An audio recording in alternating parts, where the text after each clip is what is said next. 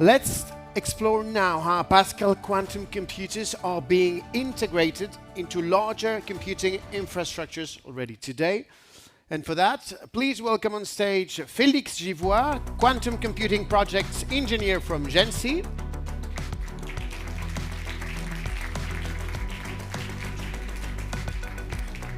Francesca Gebbia, quantum computing specialist from CINECA.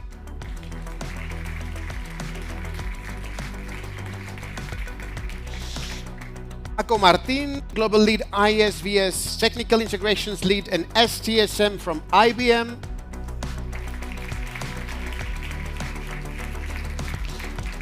And finally, our moderator for this session, Alexander Venerstein, technical lead quantum-centric HPC at Pasqal.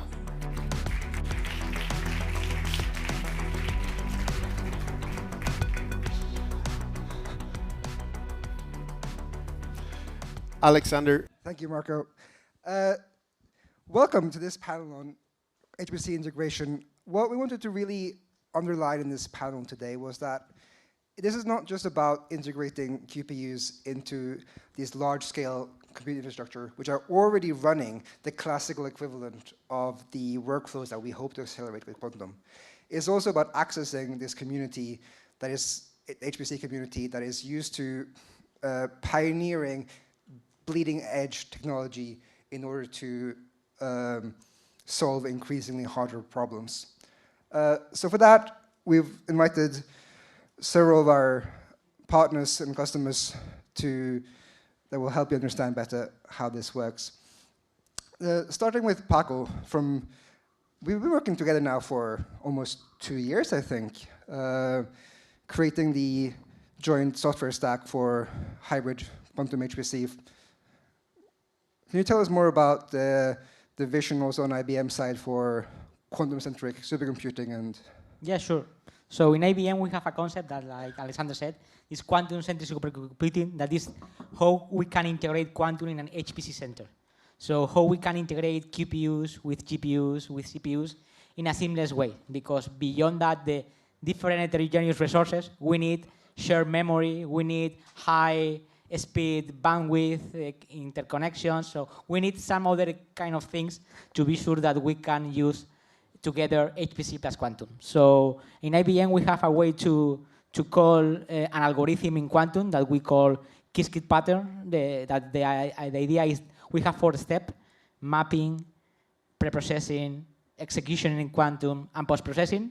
And the 4 steps, 3 of them are classical and 1 is quantum. So we need that this classical run in an HPC. And thanks to the work that we did with Pasqal, the QRMI, the Quantum Resource Management Interface, that is open source. We love open source as well.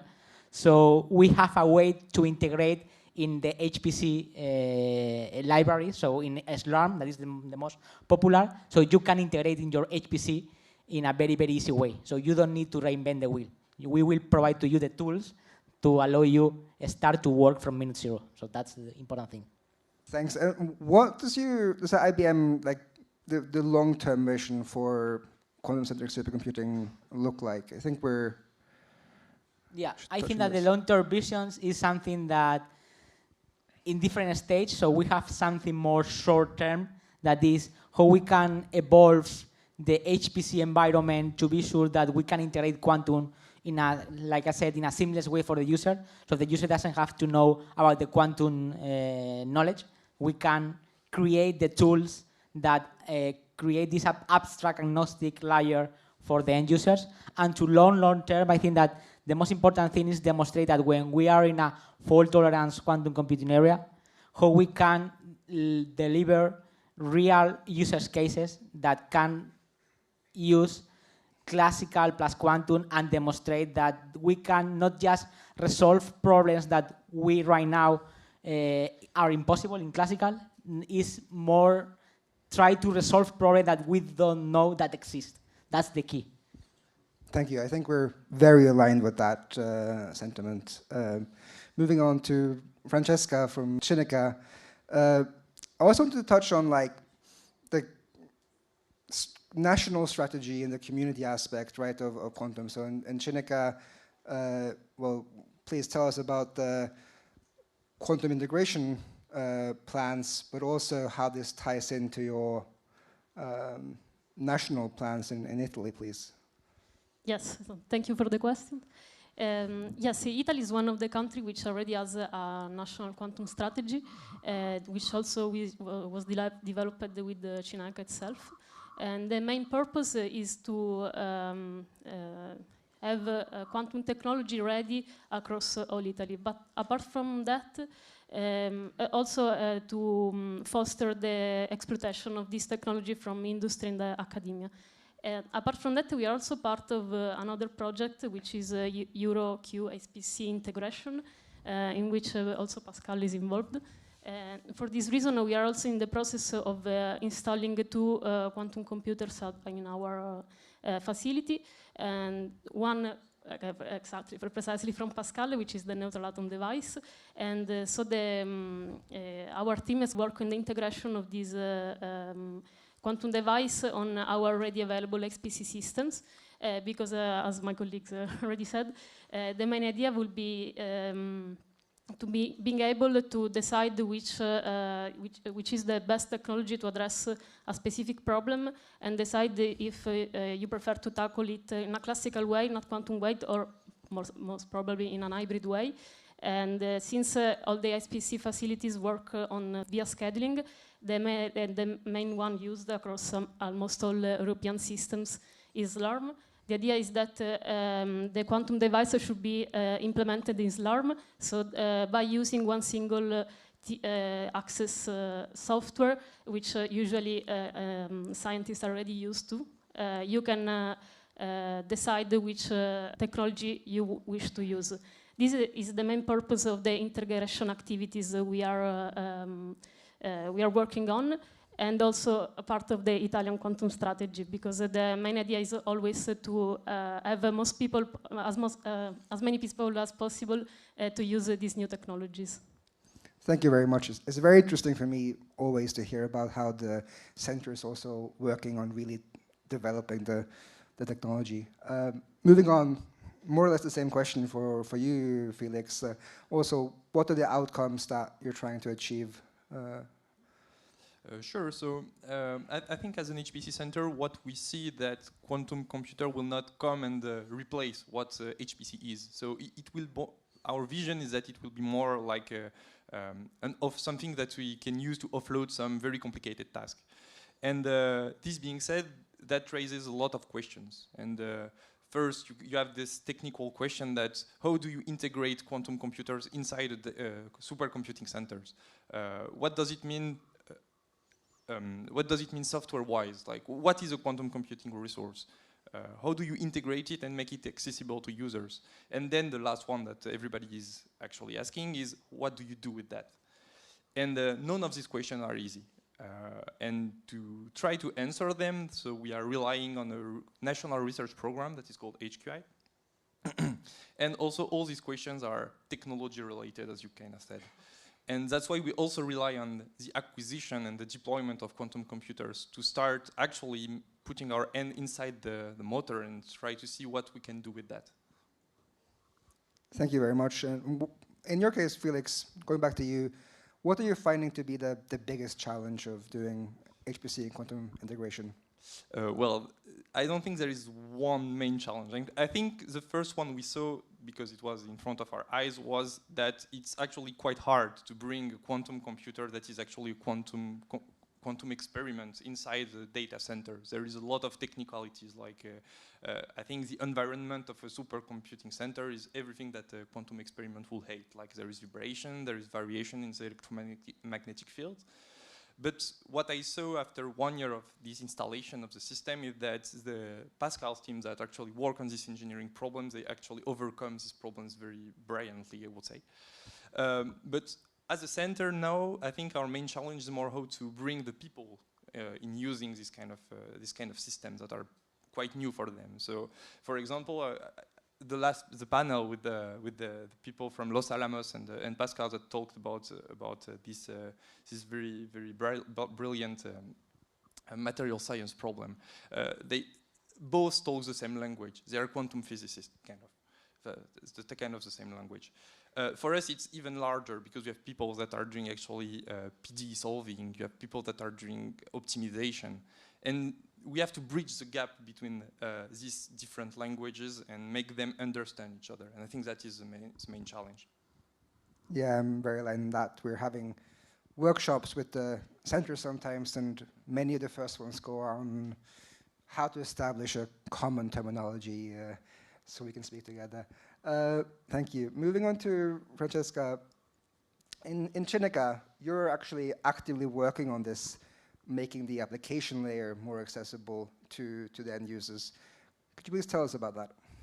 Yes, maybe I could mention this project, which is called, let's say the acronym is KEC for Kia. It's not very understandable, but let's call it a Center of Excellence for Quantum Computing, which is the main, it is the main purpose of is this one, which is basically an European project involving several European partners. I don't remember the proper amount, but I think 15 or 17.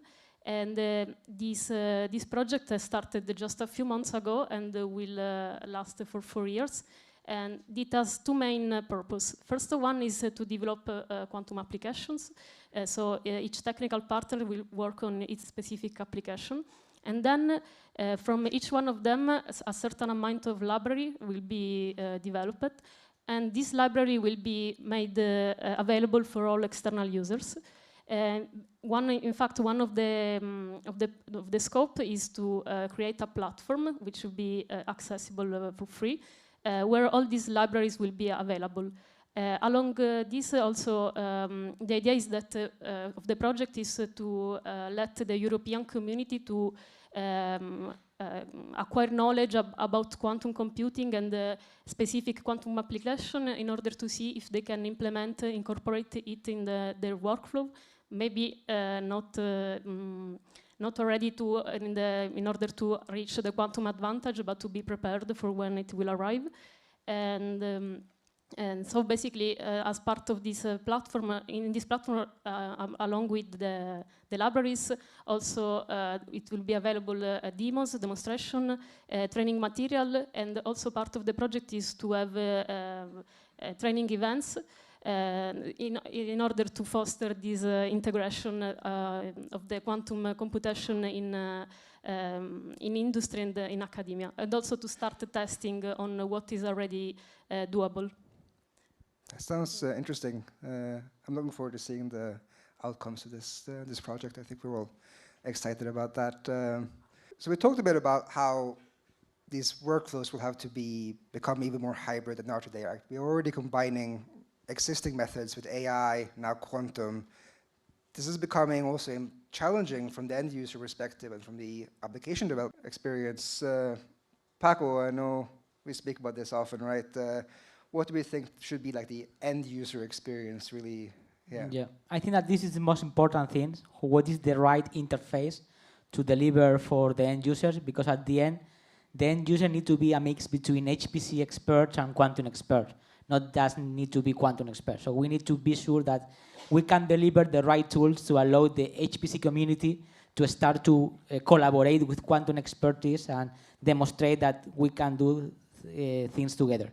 So the most important thing, like we mentioned before, is the use cases. We have just right now few use cases. We need more use cases in HPC plus quantum. And for that, we need to create the right interface to allow to the people create these use cases. So interface is something that we can automatize the orchestration between when we need to call to GPUs, when we need to call to CPUs or to QPUs, how we can combine different technologies in QPU, how we can combine this part of the quantum algorithm is running in an IBM system, this part is running in a Pasqal system, how we can use analog plus digital, how we can do circuit knitting, circuit cutting, error mitigation, error correction, everything in a smart and intelligent way without a manual process that right now is happening from quantum people. So that's the right interface that we need to try to identify, how we can abstract all the complexity and be sure that we can deliver the right tools to allow to the community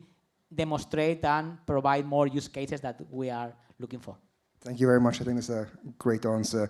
And that's really, I think it's important there from my perspective that some of the takeaway from this panel is that this is really about infrastructure and making quantum accessible. That's a big part of the HPC integration work and really trying to expand the user base. I'm just curious then, we'll do a bit quicker round now, but wondering about what is the long-term vision? Where do we think this will end up in 5 years, 10 years, 20 years, starting with Felix? Well, I think it's a complicated question, actually, because the field is evolving very, very fast. But from the HPC perspective, I think what we would like to see is more co-design in the development of quantum computing. We need to bring the supercomputing power and the quantum computing power closer together, because at the moment the latency between the two are still very, very low. Like they're kind of far from each other, and we need to bring them closer and closer. But this brings a lot of questions about, as I mentioned, like this variation of electromagnetic field, vibration, and so on. So I think there is a lot of question that needs to be answered in the next 5 to 10 years. And I think the goal would be to have kind of, as you are trying to build an HPC-centric quantum computing. So I guess that the idea is not that quantum computing will overcome classical ones.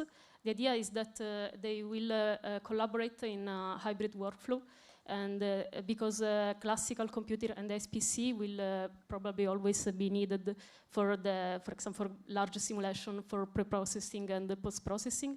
And so the main idea would be to call out the QPU when it is needed for a specific task in which the quantum theoretically will perform better than classical algorithms.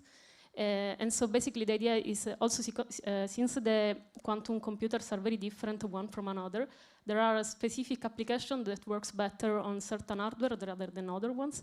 So the main idea would be that I don't know, the scientist, the engineer we're talking about will will have at its disposal some libraries which work efficiently on certain hardware, incorporate this code in its larger one, which will work classically, and through this integration in HPC center to be able to call out the QPU only for optimization of specific tasks.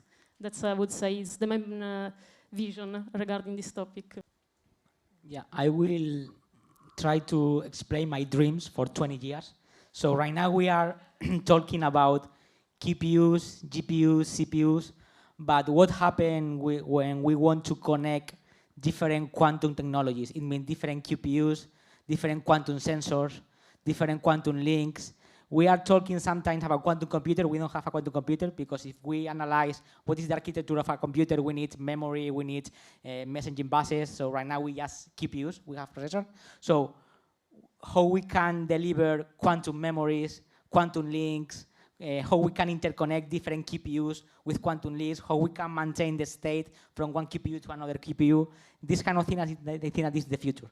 So how we can deliver at some point quantum internet, right? So like in the past we have Internet of Things, how we can have Internet of quantum sensor, quantum processor units, quantum links, so how we can do that in the 20, 30 years from now. That sounds like a lofty goal, but I hope that we can work together and get there all together. We have a couple of more minutes. I don't know, maybe on the HPC Center side, how can, like, from Pascal's point of view, how can we help you achieve your vision there, Felix? Well, I think there is plenty of ways. No, but I think, but that's something we are actually doing. We are making a lot of things together to actually bring the end users to your system. So it's, I think, the biggest help that you could give us is to help people that are actually using HPC machine to understand what is a quantum computer and how to use it.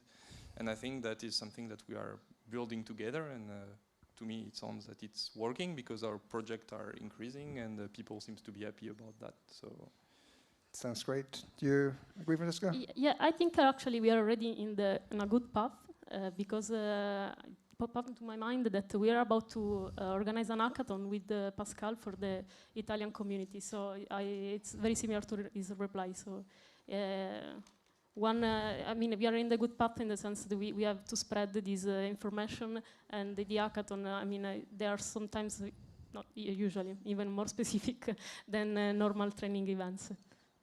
Yeah, thank you very much. I definitely agree. I think it was mentioned several times today, the importance of building the community here, and I think it's very nice that we can work all together and get there. Well, I want to thank the panelists, and with that, I want to just remind everyone that the future is hybrid, and we're going to hopefully be able to combine quantum, AI, exact methods, and the world will be, we will get to experience the world that we saw in cartoons when we were kids, and flying cars and all that. Thank you very much.